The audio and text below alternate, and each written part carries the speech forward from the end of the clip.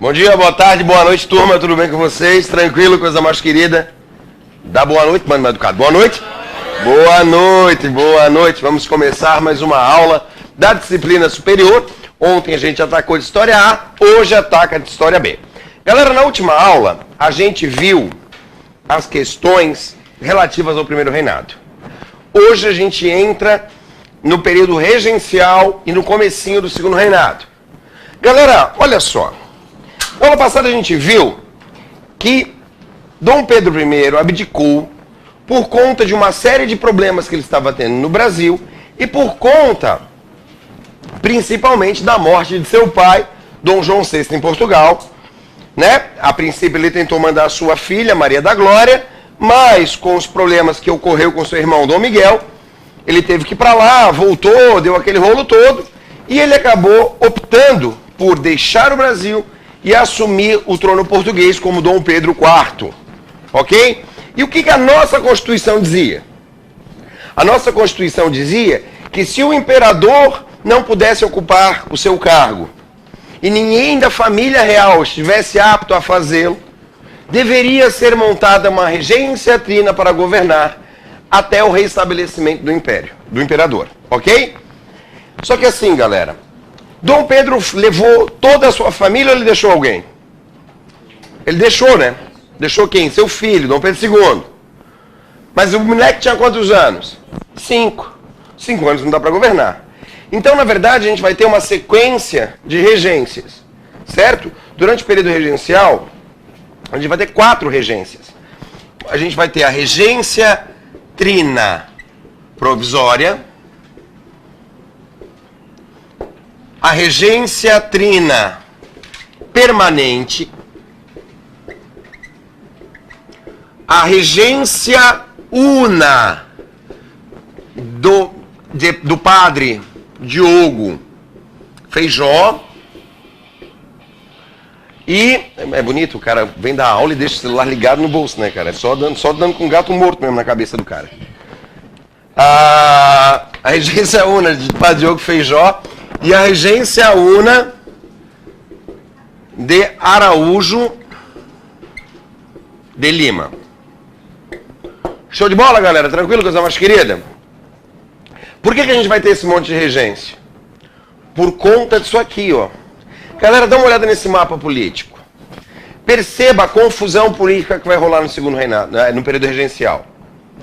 Então, para que a gente consiga entender isso aqui, o porquê disso aqui, a gente vai conversar um pouco a respeito desse mapa político. Galera, os 2 primeiros partidos políticos que existiram no Brasil, né, criados ainda no período da regência de Dom Pedro, e que vão existir durante o primeiro reinado, né, o período que vai de 1822 a 1871, é o Partido Brasileiro e o Partido Português. Certo? Elite brasileira, aristocracia brasileira, e os membros oriundos da corte portuguesa, remanescentes no Brasil. Ok? Bem, qual era a ideia inicial do Partido Brasileiro? Uma descentralização política. Qual era a ideia inicial do Partido Português? A centralização de poderes nas mãos de Dom Pedro. Por isso que a gente viu, inclusive lá, o fechamento da Assembleia Constituinte na aula passada. Por quê? Porque os brasileiros, o Partido Brasileiro, na maioria na Assembleia Constituinte, estava fazendo uma Constituição com características um pouco mais liberais, e por isso foi fechado por Dom Pedro II, que queria concentrar o poder em suas mãos, assim como queria o Partido Português. Ok? Porém, com a abdicação de Dom Pedro I, o Partido Brasileiro, a ala de direita do Partido Brasileiro, vai formar o Partido Liberal Moderado. A ala de esquerda vai formar o Partido Liberal Exaltado, certo? E o Partido Português vai se transformar no Partido Restaurador. Mas, galera, o que é isso? O que esses partidos são? O que esses partidos querem? O Partido Moderado, a princípio, ele é formado por quem? Aristocracia brasileira. E ele vai estar no poder aqui, na regência trina permanente. A aristocracia tem dinheiro, está no poder. Que mudanças políticas esse partido vai querer? Eu tenho muito dinheiro e estou no poder. O que eu quero que mude? Nada, né, galera? Nada. Esse partido vai querer a permanência das coisas como está, né? A permanência do status quo. O partido exaltado, embora tenha membros da elite, também conta com uma classe média de comerciantes, coisas do gênero. Esses caras, eles levam o nome de exaltado justamente por propor uma federalização, uma maior descentralização política e outras mudanças de cunho liberal.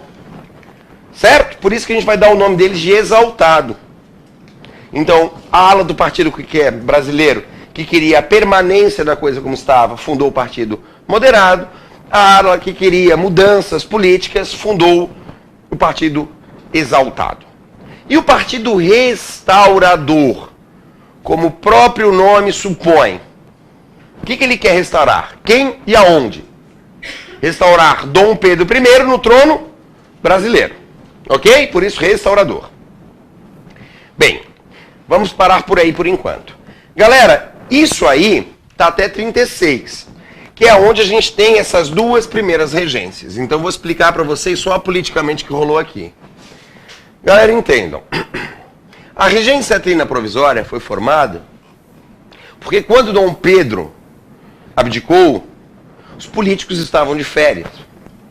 Então não deu para fazer a votação dessa regência. Então eles optaram o quê? Tinham 3 partidos. Eles pegaram um do Partido Moderado, um do Partido Exaltado e um Partido Restaurador. Maravilha? Só que quando foi eleita a regência, isso aqui ficou só em 31. Agora de 31 a 36 a gente vai ter aqui, ó. Tá, o partido, a regência trina permanente. Meus amores, percebam. O que vai acontecer aqui? Os 3 regentes serão moderados. Então vai ocorrer alguma mudança política durante esse período, sim ou não? Sim ou não? Sim. Aí que tá. Por quê? Nesse período vai ocorrer o que a gente chama de avanço liberal. Aí você vai perguntar, mas Otto, como assim? Que bosta é essa? Como é que pode? Os caras que não querem nenhuma mudança estão no poder. E por que a gente vai ter avanços de cunho liberal na nossa política? Porque nesse período vai valer uma história que diz assim, ó, o inimigo do meu inimigo é meu amigo. Quem é o inimigo comum de moderados exaltados? Partido Restaurador.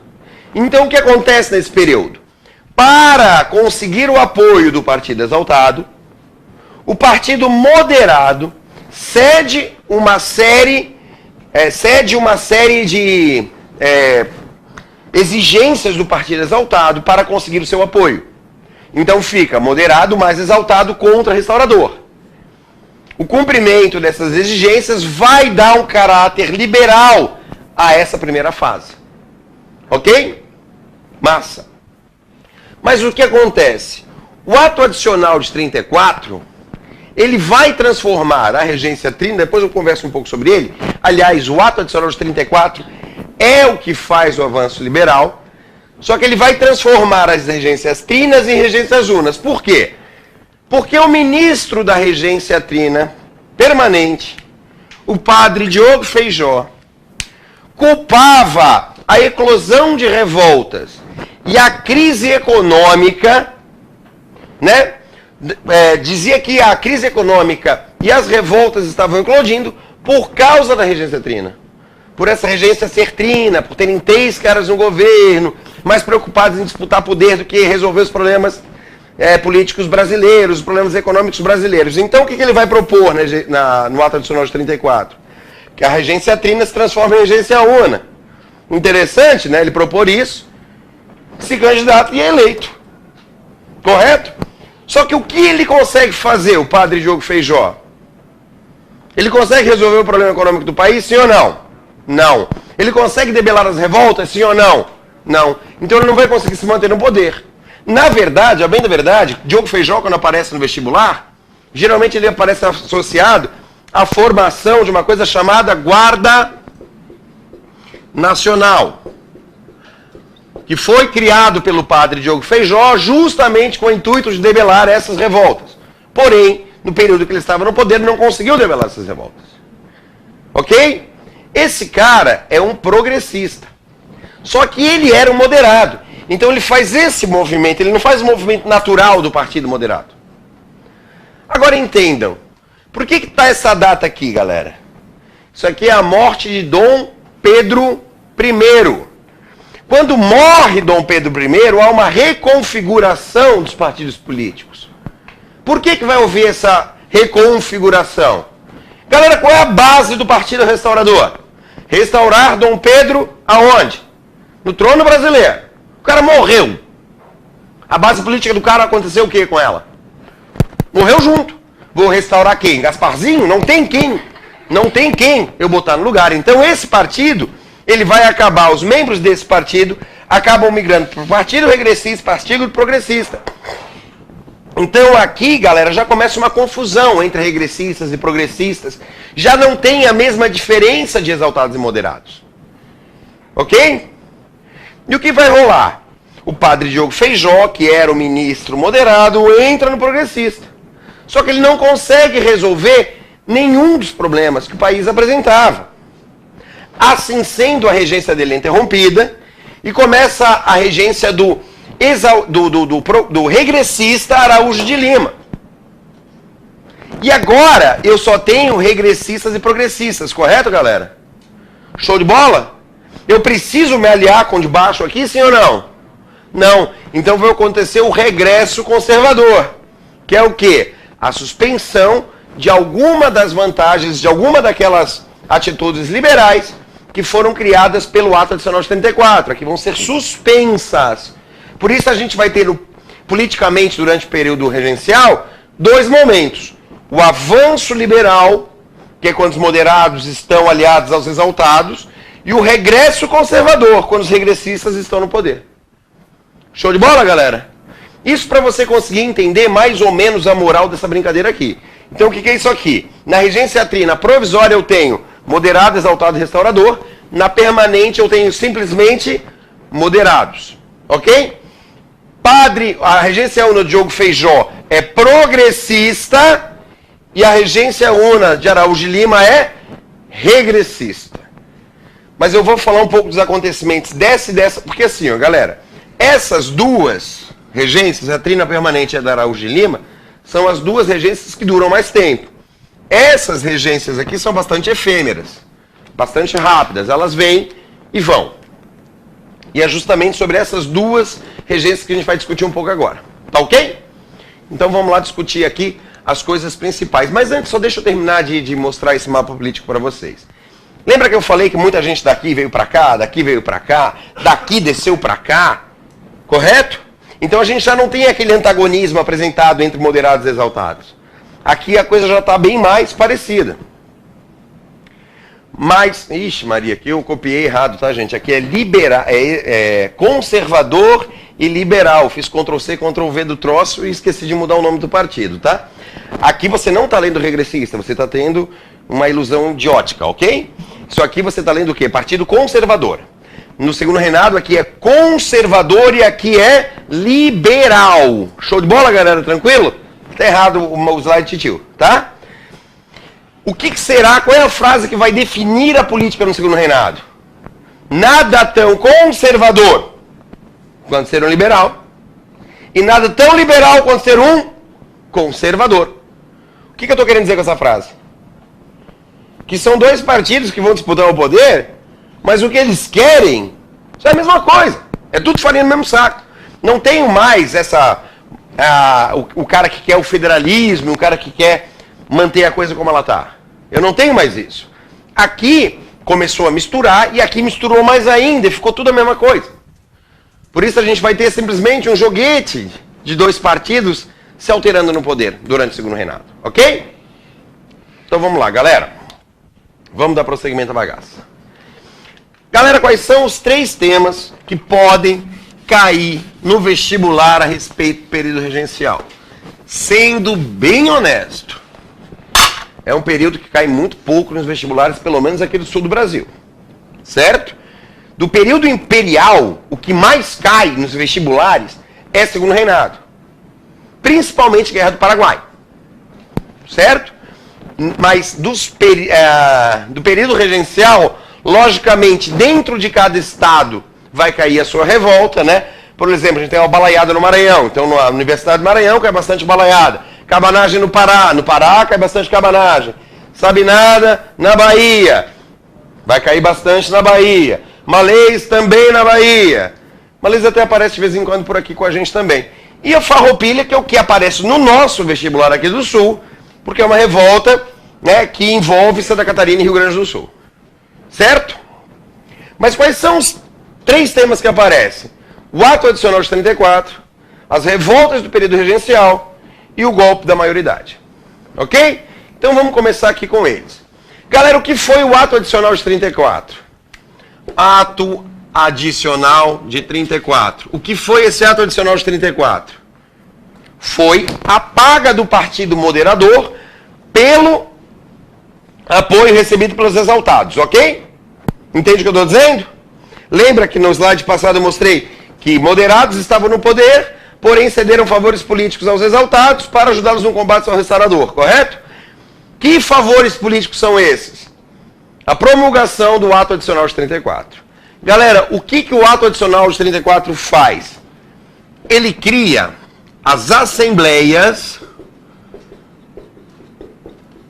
provinciais.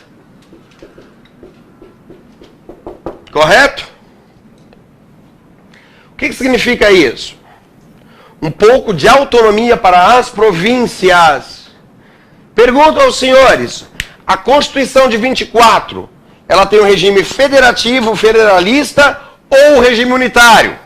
O regime unitário, ou seja, uma lei para o país inteiro. As províncias não têm autonomia política. Província não podia legislar em causa própria, não podia legislar, fazer leis para a sua província, porque nós tínhamos o regime unitário. A partir daqui eu posso começar a fazer, entendeu? Então eu crio assembleias provinciais e dá uma federalizada naquele nosso caráter unitário. Outra coisa que vai criar, a monarquia, que até então era uma monarquia constitucional, passa a ser uma monarquia parlamentar. Teoricamente, diminuindo o poder do rei. Teoricamente, por quê?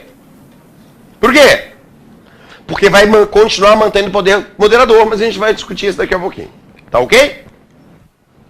E também, como a gente viu, transforma as regências trinas em regências únicas. Então vamos lembrar, quando cair ato adicional de 34, você vai procurar na prova o quê? Assembleias provinciais e monarquia parlamentar. Maravilha, galera? As revoltas do período regencial, eu vou trabalhar elas em 2 grupos aqui, em 3 grupos. Nós vamos ter balaiada, cabanagem e sabinada, que são revoltas de cunho popular, que buscavam o quê? A separação, a formação de repúblicas independentes. Galera, muito comum, uma frase muito comum do período regencial é: durante o período regencial ocorreram uma série de revoltas que colocaram em risco a unidade territorial do país. Correto ou errado? Corretíssimo. São essas revoltas que colocam, né, em risco a unidade territorial do país. Por quê? Porque a gente tem brasileiros governando o país pela primeira vez, né? O período regencial é a primeira vez que a gente tem brasileiros governando o Brasil. Porém, a gente não vai ter a devida atenção a determinadas questões que são exigidas por essas províncias. Então, elas se revoltam buscando a sua independência. Cara, balaiada, cabanagem e sabinada são revoltas de cunho popular. A revolta de Malês já é uma revolta escrava. Uma revolta muito interessante. Os escravos de origem africana, não, de asiática, mas tudo bem, vai. De origem africana, né? Traziam seu continente de origem, né? Aqui a gente escravizava japonês, né? Tá. Trazia de seu continente de origem, ou seja, trazia da África que religião? A católica? Somente? Não. A religião islâmica. Correto? Então, a revolta de Malês foi uma revolta dos escravos querendo fazer uma república islâmica no Brasil. Correto? E exigindo a liberdade de culto, né? para a sua fé islâmica. Lembra vocês que a gente tinha o Estado, né, na nossa Constituição a gente tinha o regime de padroado régio, ou seja, a união entre Estado e Igreja, né? Então era um Estado oficialmente católico. E temos a Farroupilha, que é uma revolta da elite, né? É interessante a gente lembrar aqui o seguinte, que foi uma revolta feita por qual motivo? Os impostos cobrados sobre o charque. O Rio Grande do Sul produziu charque com mão de obra escrava. E os concorrentes da charque rio-grandense, que eram quem? Argentina e Uruguai, produziam já dentro da mão de obra assalariada. Pergunto a vocês, qual delas é mais barata? A escrava ou a assalariada? Aí que tá, lê do engano. Galera, eu estou em 1835. Que leis trabalhistas eu tenho? Nenhuma. O cara passa lá o dia inteiro fazendo charque, no final do dia eu dou uma batata pro cara, pronto. Se la vie mon ami, vai nessa. Não quer, não tem batata. Né? Come meleca. Então assim, ó, o que eu estou colocando para vocês, nesse período, galera, nesse período, gurizada, a mão de obra assalariada era mais jogo. Eu conseguia produzir a charque de forma mais barata, mais competitiva, já dentro de um esquema capitalista. Então eles produziam a charque mais barata. Não havia um grande protecionismo alfandegário, porque ainda valia aqui a questão da Tratado de Navegação e Comércio. Então as taxas eram para portugueses 16%, para ingleses 15%, para outras nações 24%. Com essa taxação sobre a Argentina e sobre o Uruguai, quando o Rio Grande do Sul ia competir com eles no Brasil, saía em desvantagem. Então, o que os estancieiros gaúchos propuseram? A eliminação de todos os impostos para a charque. E, logicamente, como era um regime unitário, né, se eu eliminar os impostos daqui, vou ter que eliminar os impostos de outros lugares também, vai ficar, né, vai começar uma onda de eliminação de impostos. O governo fala nem a pau juvenal. Não vai rolar. Então, os estancieiros gaúchos fazem uma revolta. Né? A revolta é chamada de Revolução Farroupilha, que vai dar origem à República de Piratini no Rio Grande do Sul e à República Juliana em Santa Catarina. República Juliana! Como é que é o nome da grande heroína da República Juliana? Anitta, isso. Tá? Não tem nada a ver com Juliana. Juliana é nascida em julho. Né, porque é uma república que é feita em julho. A grande heroína é a Anitta Garibaldi, né, que aparece direto. A Anitta, aquela sapeca que pegou, né, o Garibaldi, mulher casada, largou o marido, né, uma heroína baita de uma safada. Tá, pronto. Não, mentira, a mulher foi muito... Aquela mulher era macho pra cacete, né, velho? Aquela mulher lá era brincadeira. Ela lutou ao lado de Garibaldi aqui, e depois ela lutou no Uruguai, na Guerra de Rosas, e foi lutar com Garibaldi também na unificação italiana, né? Por isso que ela é chamada de heroína dos dois mundos, né? Porque ela lutou tanto aqui no continente americano como no continente europeu. Na verdade, é a maior e mais famosa dessas três, ela vai durar 10 anos, então todas começam e acabam no período regencial, menos ela. Que começa no período regencial em 35, só vai acabar em 45. Maravilha, galera? Tranquilo, coisa mais querida? Foi? Partiu dúvidas? Não? Foi? Já é? Então tá. Galera, o que é o golpe da maioridade? Eu acho o golpe da maioridade fantástico. Coisa mais querida. E na minha concepção, um dos mais brilhantes golpes políticos do Brasil. Por quê? Porque ele é simples e eficaz. O que é o golpe? O que foi o golpe da maioridade? Galera, quem estava no poder em 1840? Esse cara aqui, ó. Araújo de Lima. Show de bola? Ele é um regressista. E ele estava no poder de 36 a 40. Os progressistas não tinham força política nem militar para derrubá-lo. Ok? Então o que ele fez? O que os progressistas fizeram? Viraram para Dom Pedro II. Tá aqui Dom Pedro II, ó. Dom Pedro II, 14 aninho, punheteiro, papum. Tá aqui ele, ó. Tá aqui o nosso queridinho. Tava lá, né? Aí os progressistas viram para ele. Quer assumir o trono agora? E pode? Claro que pode! Nós nos auxiliamos você, assuma essa coroa. Aí ele fala, quero já, quero e quero agora. Tá dado golpe. Brilhante. Aí você pergunta, tá, qual é o brilhantismo desse? Total. Pergunta a vocês, os regressistas poderiam negar isso, sim ou não? Poderiam sim, a Constituição dizia que ele só podia assumir na maioridade. Aí eu pergunto, por que não fizeram? Por que não o fizeram então? Por que não impediram? Vocês, aqui dentro dessa sala, olhando para vocês, o único que pode não entender direito é aquele cara lá. E é nosso amigo ali, um galego da barba galega bonita ali, que está ali no canto. Porque o resto aqui é tudo mais ou menos adolescente ainda. E deveria saber por que esse golpe foi fantástico, gente. Por que foi fantástico? Porque adolescente é bicho do cu. É por isso. É, sim. É. Como é que é seu nome, filha? Micala. Como é que é o nome do namorado, Micala? Leandro. A Micala pede pra mãe dela, né? Mãe, eu quero sair, eu quero passear com o Leandro, né? Eu quero ir no cinema com o Leandro. Aí a mãe da Micala fala, não senhora, não vai ao cinema, vai lavar a louça. Ela olha pra mãe dela, te odeio, morra. Né? Não é verdade? Imagina isso que é a mãe dela.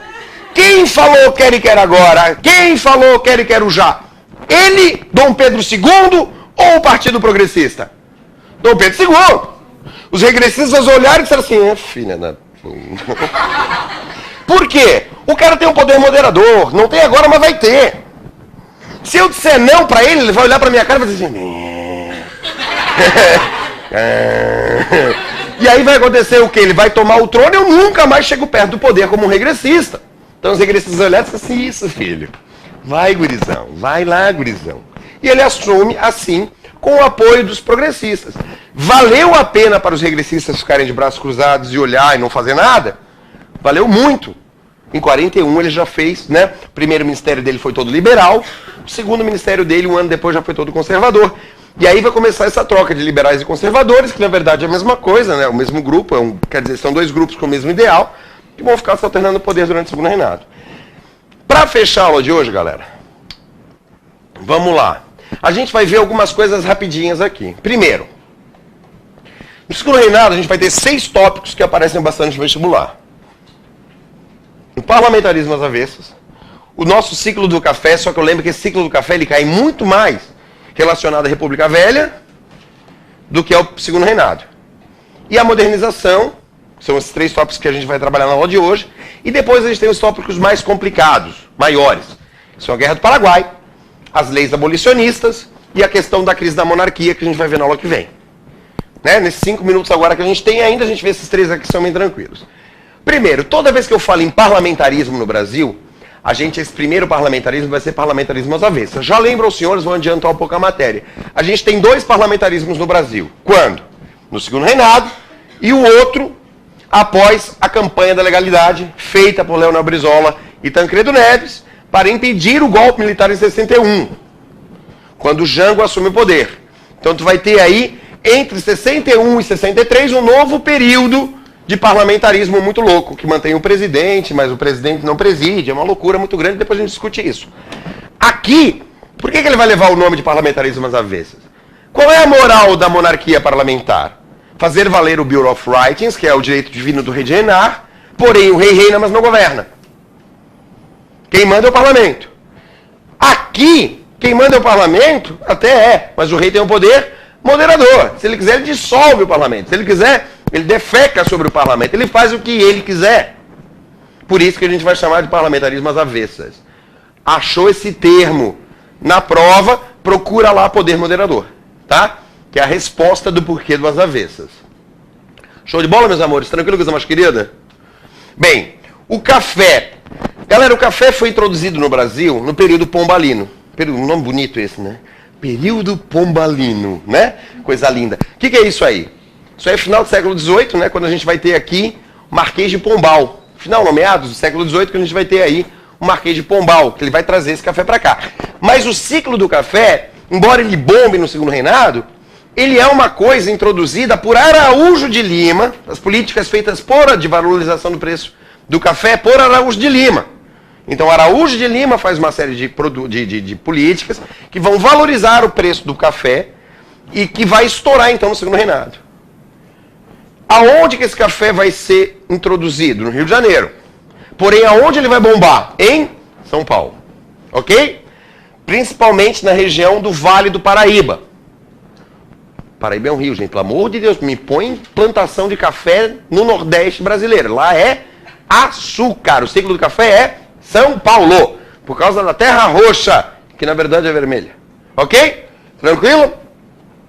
Também é durante o período do segundo reinado que a gente, dentro dessa política do café, que a gente vai falar bastante ainda sobre ela no período da República Velha, vai ocorrer a gradual substituição da mão de obra escrava pela mão de obra imigrante. Gradual. Gradual. Não tem homem do Rá, tá? Tá trabalhando escravos? Rabum! Tá trabalhando imigrante. É o quê? Gradual. Vai aos poucos mudando. Por quê? Por causa das leis contra a escravidão. A gente tem 850, a proibição, a lei Eusébio de Queiroz, que vai proibir os escravos de entrarem escravos, né, negros cativos no Brasil. Aí 71, a lei do ventre livre. 85, de sexagenário, ou seja, vai ficando difícil manter escravos. A partir do momento que começa a ficar difícil, eu começo a substituir por um outro tipo de mão de obra, que é a mão de obra imigrante, principalmente nesse momento, a mão de obra italiana, e no período da República Velha, a mão de obra japonesa. E o grande barato do ciclo do café é que primeira vez na vida a gente vai ter balanço comercial favorável, galera. 1861, pela primeira vez o país lucra mais vendendo produtos do que importando produtos. Olha só que maravilha! Acaba a nossa dependência econômica com a Inglaterra. Começa com os Estados Unidos. Tá? Acaba com a Inglaterra, começa com os Estados Unidos. Por que começa com os Estados Unidos? Porque eles são nossos principais consumidores de café. Ok? São os caras que mais consomem o café brasileiro. Modernização tem a ver com uma tentativa de industrialização de quem? Do Barão de Mauá. O que acontece? Em 1841 é lançada a tarifa Alves Branco, que vai derrubar aquela coisa da lei do Tratado de Navegação e Comércio, e vai estipular tarifas entre 20% e 60% de imposto alfandegário para 3.000 produtos. Então, com tarifas protecionistas, dá para a gente começar a tentar competir com a indústria americana e com a indústria europeia. Então, Mauá, ele lança duas indústrias.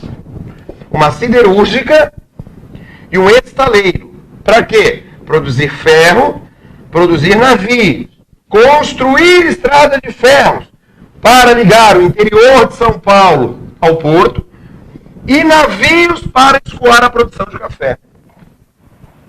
Quem não vai gostar disso? Quem vendia estrada de ferro, quem vendia navios, que era a Inglaterra, que pressiona o parlamento brasileiro, e a gente lança então a Lei Silva Ferraz, que vai pegar os impostos sobre navios, que era de 60%, e vai baixar para 5%. Para quê? Um objetivo claro, quebrar Mauá. E funciona. E assim morre a tentativa de industrialização no primeiro reinado. A gente vai começar uma industrialização efetiva, né? Só o primeiro grande surto industrial brasileiro vai se dar só na República Velha, através do modelo de substituição de importação. Maravilha, galera? No ano que vem, então, a gente vê aí as leis escravistas, a Guerra do Paraguai, a crise da monarquia, e já começa também o período republicano. Show de bola, galera? Foi um prazer estar convosco nessa sexta-feira. Um beijo do tio. E ó, não façam nada que eu faria esse fim de semana, tá? Tchau, tchau.